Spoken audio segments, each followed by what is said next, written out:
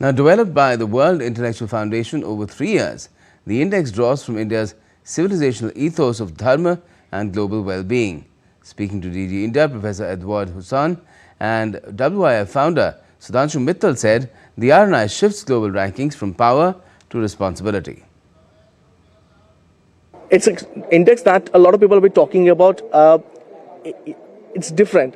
We see a lot of new criteria, which is different than what we had earlier in GDP, in a happiness index.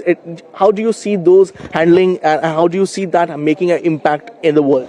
Well, like all great achievements, it's a very simple idea, collecting data existing, but bringing them together, I think this is the originality of the Responsible Nations Index. And it's not only quantitative, there are also many qualitative aspects. When we see the full report coming up, all credible institutions, their data has been correlated, and on the basis of that data, these nations have been ranked. 154 nations is not a small thing.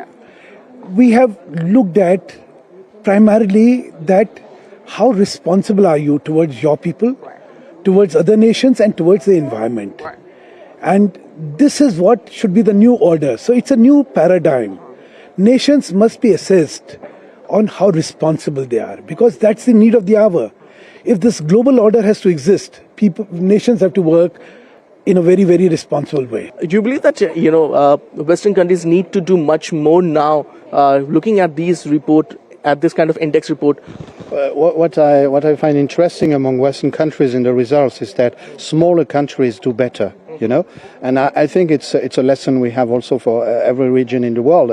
And the superpowers, they don't perform so well as we can see in the index. So I think this is the lesson. And for the European Union, which is a huge area with big countries and middle-sized countries, then it's good that the middle-sized and smaller countries that they teach us the way we should behave in a responsible way.